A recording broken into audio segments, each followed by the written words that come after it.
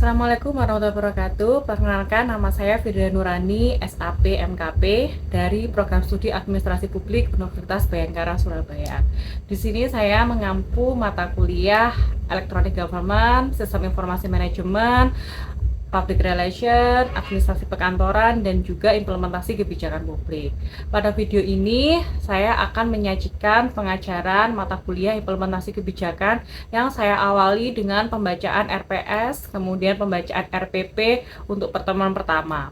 Selanjutnya, penjelasan materi yang saya sisipkan media interaktif seperti menggunakan Mentimeter untuk pretest dan posttest. Selain itu, saya juga menyisipkan analisis artikel ilmiah publikasi yang relevan dengan materi implementasi kebijakan, yang mana tujuannya ini agar mahasiswa itu bisa lebih tersampaikan dan lebih memahami tentang materi yang disampaikan. Nah, di akhir saya juga membuka ruang diskusi tanya jawab mengenai materi yang sudah saya sampaikan pada materi hari ini. Terima kasih. Assalamualaikum warahmatullahi wabarakatuh. Selamat pagi. Selamat pagi. Gimana kabarnya? Baik. Baik, sehat? Oke, hari ini mata kuliahnya adalah tentang implementasi kebijakan. Jadi sebelum masuk ke materi, saya jelaskan dulu untuk RPS-nya. RPS itu adalah rencana pembelajaran semester. Mata kuliah implementasi kebijakan. Jadi di sini apa sih nanti yang teman-teman capai selama satu semester? Yang pertama di sini adalah mampu memahami pentingnya mempelajari studi implementasi. Jadi teman-teman biar tahu studi implementasi kebijakan itu posisinya di mana sih dan seberapa penting, apa sih arti penting dari studi implementasi kebijakan. Nanti sifatnya dalam berdiskusi, kemudian Lisa menjelaskan arti penting dan letak dari implementasi kebijakan. Selanjutnya adalah memahami lingkup studi implementasi. Jadi setelah tahu letaknya di mana, lingkupnya itu apa aja dalam implementasi kebijakan. Nanti di pertemuan ketiga, mahasiswa harus sudah mampu memahami teori generasi pertama. Karena implementasi kebijakan itu adalah irisan dari kebijakan publik, sehingga ada generasi-generasi yang harus kita pahami dulu sejarahnya lah. Juga ada sejarahnya dari generasi pertama, generasi kedua, dan generasi ketiga. Nah, sekarang itu sudah sampai di generasi keempat, tapi masih jarang digunakan. Ternyata orang masih stuck di generasi ketiga, belum banyak yang move on. Nah, bukunya ada replay, ada ujian dan sebagainya. Kemudian terus selanjutnya adalah mahasiswa mampu mengukur kinerja. Jadi setelah kita tahu sejarahnya, kita coba aplikasikan sedikit, maksudnya aplikasi secara umum dulu, secara logika awal itu seperti apa sih implementasi kebijakan. Jadi kita ukur dulu implementasi berdasarkan hasil kebijakan, policy output dan policy outcome. Jadi dibandingkan bagaimana policy outcome-nya dan bagaimana policy input-nya. Kemudian mahasiswa mampu menjelaskan implementasi kebijakan ke dalam program, karena kita sudah mempelajari tentang kinerja lagi. Kemudian lanjut di semester di pertemuan ke-6, mahasiswa mampu menganalisis model-model. Ini sudah mulai masuk di model-model implementasi. Model implementasi kebijakan ada 12 yang nanti akan kita pecah-pecah, mulai dari parameter, function, kemudian ada Grindel, ada Masmania, ada Edward, ada Maitland dan sebagainya.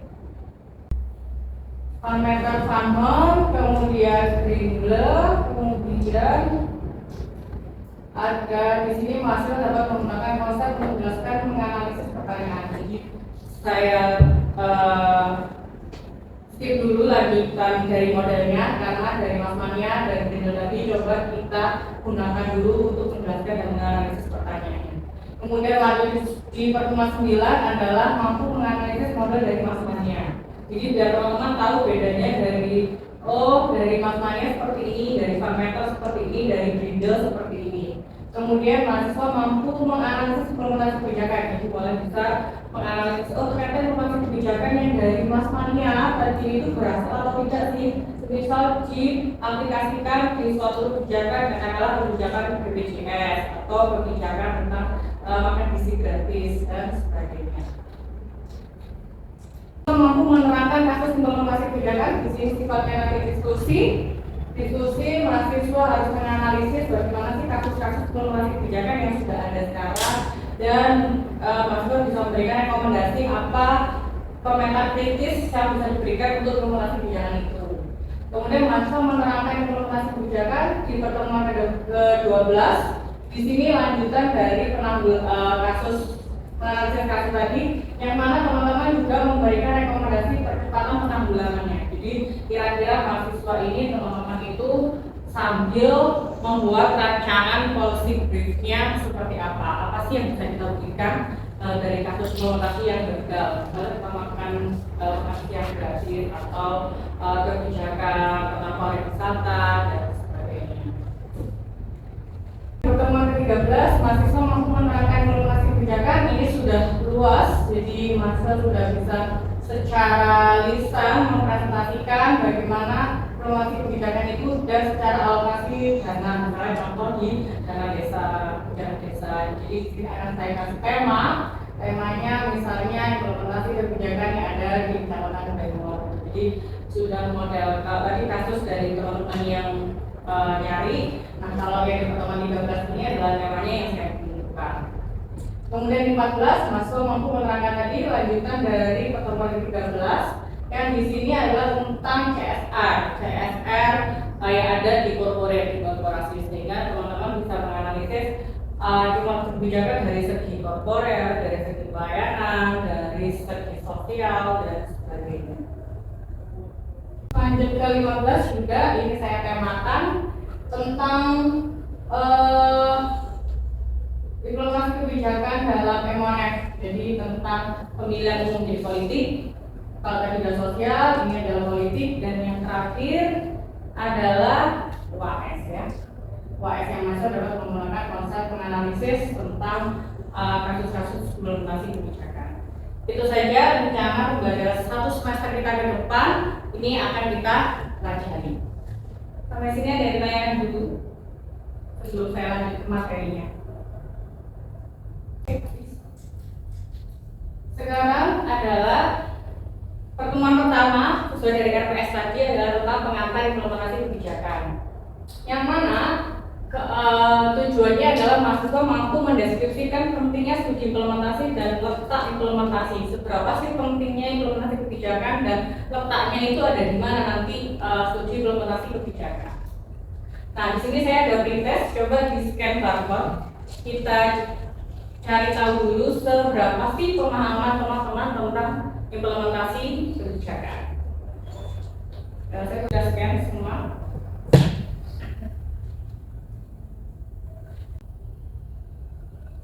Silakan. Jadi pretestnya adalah 1 pertanyaan saja, apa sih yang teman-teman ketahui tentang implementasi kebijakan. Jadi basic dulu sebelum saya jelaskan materinya. Mungkin teman-teman sudah ada yang mempelajari apa sih tentang implementasi kebijakan atau pengetahuan umum tentang implementasi kebijakan. Silakan langsung isi. Sudah semua? Oke, jadi apa yang teman-teman ketahui tentang implementasi kebijakan? Adalah penerapan suatu kebijakan paling banyak, pelaksanaan kebijakan juga paling banyak, pengembangan kebijakan, pelaksanaan kebijakan, para kebijakan. Nah, ini semuanya adalah benar. Jadi secara umum implementasi kebijakan itu memang analogi gampangnya. Kalau mau ngomong ke orang implementasi kebijakan bahasa teori kan. Kalau mau ngomong ke masyarakat, menjelaskan masyarakat apa sih implementasi kebijakan, jadi itu tentang penerapan suatu kebijakan, tentang pelaksanaan kebijakan. Oke, nah sekarang kita ke pengantarnya. Nah, seberapa penting implementasi kebijakan?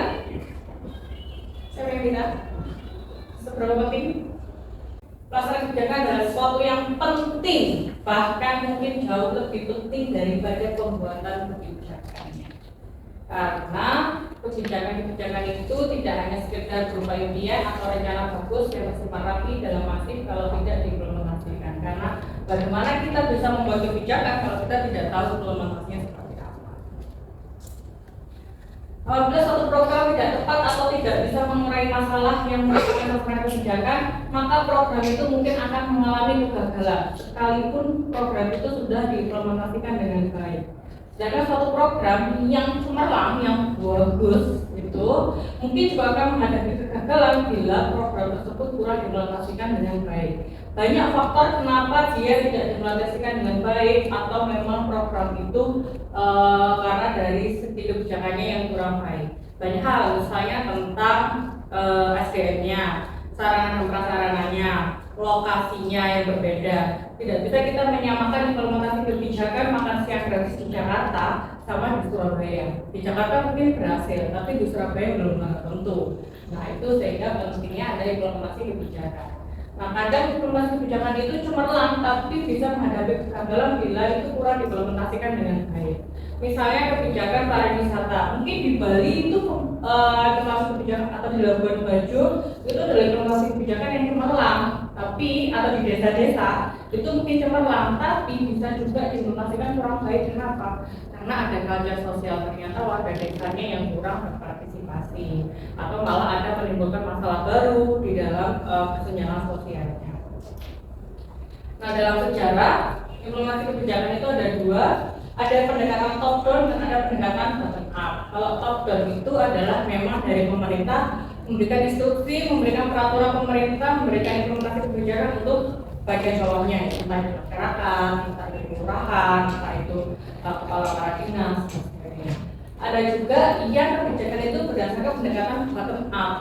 Misalnya kebijakan makan siang gratis itu cenderung dari bottom up karena melihatnya adalah dari permasalahan stunting. Stunting adalah dari tingkat bawah, dari masyarakat kelihatan kalau gizi buruk, data gizi buruk, kemudian dari data-data posyandu. Akhirnya bagaimana cara biar masyarakat itu makannya terjaga, ya lewat sekolah, karena mereka sekolah. Akhirnya dibentuklah adalah makan siang gratis. Itu adalah pendekatan dari bottom up. Kemudian definisi implementasi kebijakan, di sini adalah fakta kebijakan dan sesuatu yang penting, bahkan jauh lebih penting. Kalau menurut Greenblatt, implementasi kebijakan itu bukan sekedar bersangkut paut dengan mekanisme penjabaran keputusan politik, tapi dia melalui saluran birokrasi, dan hal lebih dari itu masalah konflik, keputusan, dan siapa yang memperoleh apa dari kebijakan. Jadi kadang kebijakan itu juga memikirkan siapa sih nanti implementornya, siapa sih yang akan melaksanakannya. Apakah akan tumpang tindih dengan birokrasi yang lainnya dan sebagainya. Kalau Van Meter di sini bahwa implementasi kebijakan adalah pelaksanaan dan pengendalian arah tindakan kebijakan sampai tercapainya hasil kebijakan. Jadi apabila saya simpulkan, implementasi kebijakan itu adalah suatu upaya untuk mencapai tujuan tertentu dengan sarana tertentu dan dalam urutan waktu tertentu. Implementasi kebijakan meliputi suatu tindakan yang berlangsung antara pernyataan atau perumusan kebijakan dan dampak aktualnya. Karena ketika implementasi kebijakan pasti ada perumusannya dulu. Apa sih yang ingin dicapai dari implementasi itu? Oh, kebijakan makan siang gratis yang ingin dicapai adalah biar tidak stunting. Nah, itu bagaimana? Jadi itu yang dilihat, apakah makan siang gratis itu sudah sesuai dengan perumusan kebijakan dan apakah berdampak mengurangi stunting atau tidak. Nah, itu harus menjawab. Nah, pelaksanaan kebijakan itu ada 3 aktivitas utama yang harus ibaratnya ini core-nya yang harus pasti mutlak dipikirkan. Yang pertama adalah interpretasi, yaitu bagaimana sih orang-orang itu, bagaimana suatu kebijakan itu diterjemahkan. Misalnya kebijakan dana desa. Oh, dana desa itu tidak diperbolehkan untuk membangun sekedar membangun masjid atau apa. Nah, itu harus dijelaskan interpretasinya. Apakah memang diperbolehkan penggunaan keuangan anggarannya itu bagaimana dana desa itu? Apakah boleh untuk swadaya bagi-bagi sembako ke desa-desa? Apakah boleh atau tidak? Itu harus diinterpretasikan. Ketika peraturan itu biasanya ada turunannya. Misalnya instruksi presiden. Nah, itu biasanya ada turunannya tuh dari kementerian. Setelah kementerian ke dinasnya, dinas, kemudian ada SOP-nya, prosedurnya dari tingkat desa dan sebagainya. Itu untuk membuat interpretasinya sehingga semuanya sama. Yang dimaksud itu adalah sama. Kemudian adalah organisasi. Organisasi di sini adalah siapa yang bertanggung jawab atas kebijakan itu. Karena sering misalnya masalah COVID, dulu kebijakan COVID. itu banyak sekali dinas yang terikat, dinas sosial, kemudian Satpol PP, kemudian catatan sipil dan sebagainya. Jadi organisasinya karena material tumpang tindih atau saling lempar. Ini adalah aplikasi yaitu berhubungan dengan perlengkapan rutin dan bagi pelayan upah dan lain-lainnya. Jadi sarana prasarana pendukungnya. Jangan sampai ketika membuat kebijakan sampai implementornya itu tidak ada cerita atau reward lah dari rewardnya. Nah ini contoh model implementasi untuk saya spill sedikit tentang dari FunMeter.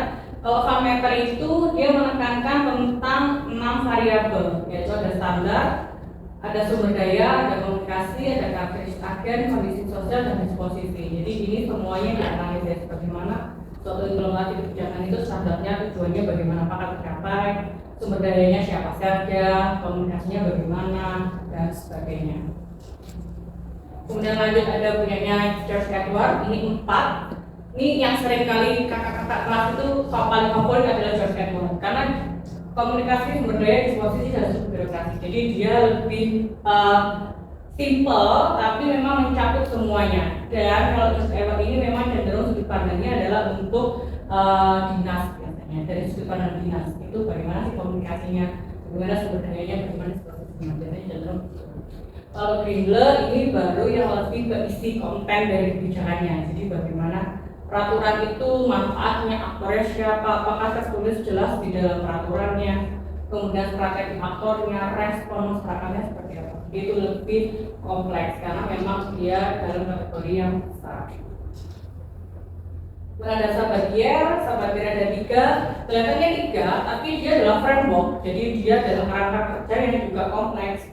Dia melihat sampai bahkan variabel lingkungannya dari hubungan publik, kondisi sosial ekonominya, culture-nya seperti apa, itu juga lebih kompleks. Kemudian Smith ini yang termasuk baru, yang masih jarang dipakai, tentang idealis policy, target grupnya siapa, implementing dan environment. Pasti ada faktor lingkungan dalam model-model implementasi itu pasti ada faktor lingkungan atau faktor environmentnya, faktor non eksternalnya yang harus juga dilihat. Karena kadang-kadang yang membuat kita tidak berhasil itu adalah faktor eksternal, entah itu budayanya, entah itu sosialnya, kesenjangan dan sebagainya.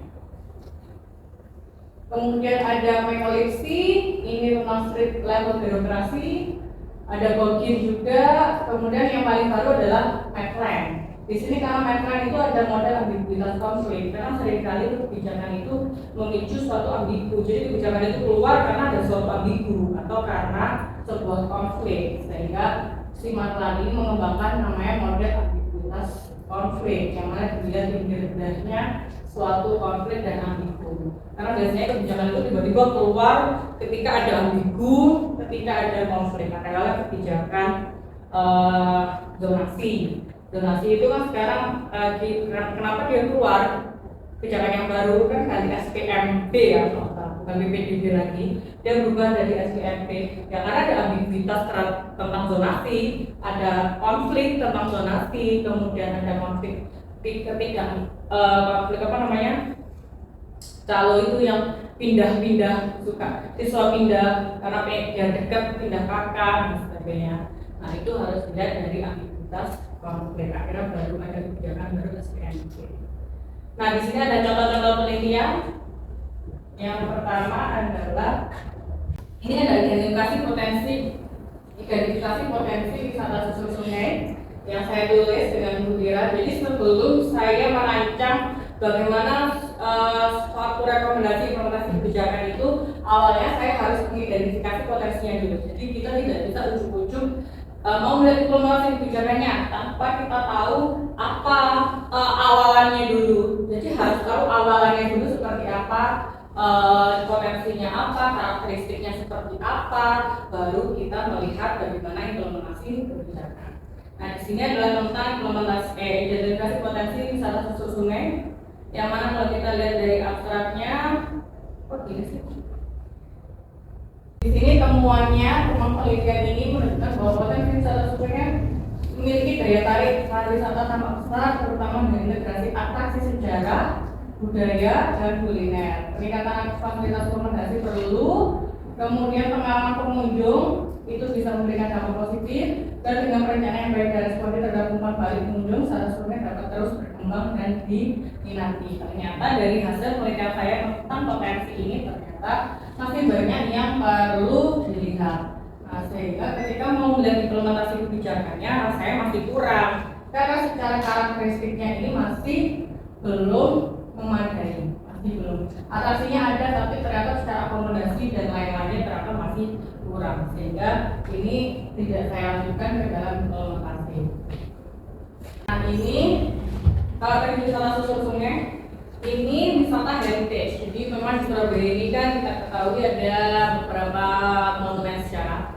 Jadi saya melihat bagaimana sih kebijakan wisata heritage di Kampung Peneleh. Nah, sebelum saya lihat implementasinya, di sini saya melihat potensinya dulu. Bagaimana potensi yang ada di wisata heritage itu? Temuannya adalah Kampung Peneleh memiliki potensi yang besar, yaitu adalah atraksi, aksesibilitas, amenitas, akomodasi, dan aktivitas, serta menganalisis kronologis ini. Hasil penelitiannya masih belum maksimal, tapi setiap komponen masih perlu ditingkatkan. Nah, karena masih perlu ditingkatkan ini, makanya meneliti lagi bagaimana implementasinya. Saya lanjutkan dengan penelitian implementasi kebijakan urban heritage tourism di Kampung Peneleh. Bagaimana implementasi kebijakan dari segi urban heritage tourism? Karena Surabaya adalah pahlawan ya, kota pahlawan.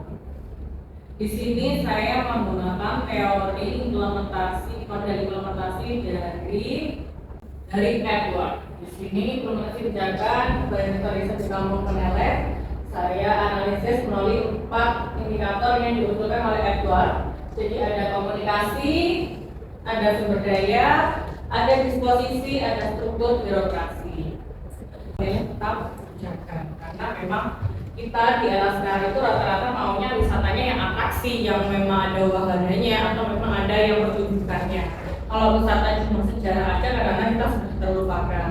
Apalagi di era-era sekarang, anak sekarang nggak tahu ternyata rumah Soekarno itu ada di mana. Kemarin sempat ada diskusi bahwa rumah Soekarno itu ada di Blitar, ada yang bilang di Jombang. Ternyata setelah dari aksi Paris itu menyatakan bahwa Soekarno itu lahirnya memang di Surabaya, tapi terus dia sempat pindah ke Blitar. Jadi numpang layar aja. Nah, itu perlu kita tahu bahwa sejarahnya itu harus jelas bagaimana Soekarno dan Cokroaminoto itu berjuang untuk kota kita Surabaya sebagai kota pahlawan yang sering kita lupakan. Itu, nah ini masih saya lanjutkan lagi ke saya sampai membentuk bagaimana rekomendasi kebijakan untuk urban heritage di Peneleh, sehingga kebijakan pariwisatanya itu untuk yang sejarah itu tidak tetap dilihat karena kadang sejarah dilupakan. Jadi wisata sejarah itu harus tetap diingat, apalagi mulai banyak di Surabaya yang sudah dilupakan wisata. Kayak kalian ke wisata ke Tunjungan itu kan karena mulai tren ya, karena ada wisata sejarah. Harapannya Peneleh juga seperti itu, jadi teman-teman wisatanya itu wisata sejarah, tapi juga wisata pengalaman. Ini adalah post test. Kalau tadi sudah pretest, nah sekarang ada post testnya. Dari materi yang telah saya sampaikan, apa yang lebih teman-teman ketahui dari pertanyaan yang ada di post test? Sudah semua mengisi? Ada yang belum? Jadi apa tujuan implementasi kebijakan? Di sini teman-teman ada yang menjawab menetapkan arah kebijakan, mewujudkan tujuan yang mana? Kebijakan menjadi berhasil, mencapai tujuan kebijakan. Oke ya. Kemudian mewujudkan tujuannya, mengatasi masalah sosial, memberikan solusi, mewujudkan tujuan kebijakan. Kebijakan menjadi mewujudkan tujuan yang terkandung dalam kebijakan tersebut. Oke. Menentukan kebijakannya. Jadi teman-teman di sini sudah mulai memahami apa tujuan implementasi kebijakan, sudah memahami apa kebijakan itu dan pentingnya implementasi kebijakan, kemudian letaknya ada di mana. Ternyata tujuan kebijakan itu sangat penting dan juga untuk mewujudkan kebijakan itu sendiri, tujuan kebijakan itu untuk mencapai tujuan suatu kebijakan. Sampai sini ada yang ditanyakan atau mau kita berdiskusi sedikit sebelum selanjutnya? Silakan. Namanya siapa? Anissa. Oh iya, Mbak Anissa. Apakah dalam implementasi kebijakan itu membutuhkan evaluasi, dan jika dibutuhkan apakah yang melakukan evaluasi itu hanya pemerintah atau pembuat kebijakan? Jadi untuk implementasi kebijakan kan memang struktur kebijakan publik secara umum itu awalnya adalah agenda setting dulu. Agenda setting itu maunya apa sih ini digodok dulu nih, apa agendanya apa. Setelah itu diadopsi. Setelah diadopsi baru diimplementasi. Setelah diimplementasi itu baru dievaluasi. Tapi biasanya yang ada di evaluasi kebijakan ini adalah untuk melihat outcome-nya, dampaknya terasa banget enggak gitu. Tapi di dalam implementasi kebijakan itu sebetulnya kita sudah mengevaluasi apakah kebijakan itu berhasil atau tidak. Jadi secara output, kalau evaluasi kebijakannya dari kebijakan publik, teori kebijakan publik itu untuk melihat outcome-nya, dampak yang di luar dari apa yang direncanakan itu apakah tercapai atau tidak. Tapi kalau cukup untuk implementasi kebijakan adalah untuk melihat outputnya itu terjawab apa enggak, perumusannya tadi terjawab apa enggak, outputnya tadi ada apa enggak, tujuannya tercapai atau tidak. Cuman dari sekedar itu. Kalau mau lebihnya ada di evaluasi kebijakan yang melihat sampai outcome. Jadi apakah implementasi kebijakan itu perlu dievaluasi kebijakan? Ketika kita menganalisis implementasi kebijakan itu secara tidak langsung kita sudah mengevaluasi, tapi hanya sekedar waktunya aja untuk melihat tujuan dan sasarannya itu apakah sesuai, apakah relevan, atau memang perlu disesuaikan lagi. Ya, sampai dengan Mbak. Oke, Mbak Yuni. Tadi dijelaskan bahwasanya apabila ada evaluasi dalam implementasi kebijakan, apabila kalau implementasi kebijakan tidak terkelola dengan baik, bagaimana? Apabila implementasi kebijakan tadi tidak dikelola dengan baik, ya akhirnya kita menyimpulkan bahwa implementasi kebijakan itu kurang berhasil. Nah, ketika kita menyimpulkan kurang berhasil, apa yang kita lakukan yaitu memberikan rekomendasi kebijakan atau membuat model baru untuk penyesuaian. Misalnya kebijakan PPDB zonasi. Nah itu kan sudah kita implementasikan beberapa tahun nih, 3 tahun, 4 tahun. Ternyata implementasinya ternyata masih ada aja masalahnya, ada ketidakberhasilannya. Nah ketidakberhasilannya itu gimana? Dibedah lagi. Akhirnya memberikan rekomendasi ada pembaruan. Jadi yang lainnya tetap, maksudnya tujuan-tujuan yang lain tetap, tapi yang bermasalah tadi, tujuan yang bermasalah tadi itu yang diperbaiki. Jadi, oke, ada lagi? Ya. Dari pertanyaannya Mbak tadi kan kalau keberhasilan ya, jadi apa yang menjadi faktor utama dari keberhasilan implementasi kebijakan? Oke, nah apa sih poin yang bisa kita lihat apakah implementasi kebijakan itu berhasil atau tidak? Dari model-model tadi yang sudah saya spill, misalnya dari Farmeter, dari Grindel itu kan dia punya karakteristik. Oh, ketika melihat implementasi kebijakan agar berhasil itu harus dilihat dari komunikasinya seperti apa, strukturnya seperti apa, disposisinya seperti apa, variabel lingkungannya seperti apa itu. Nah, ketika itu dengan teori yang lain pasti dikritisi, nggak gitu. Misalnya menurut Sabatier atau menurut Grindel misalnya, enggak hanya itu. Ketika mulai implementasi kebijakan itu harus lebih kompleks. Sisi politiknya harus dilihat juga, sisi sosialnya juga harus dilihat. Jadi model-model implementasi itulah yang membuat kita apakah implementasi kebijakan itu berhasil atau tidak dari model-model implementasi para ahli itu, karena itu sudah berdasarkan uji yang dahulu sudah dilaksanakan.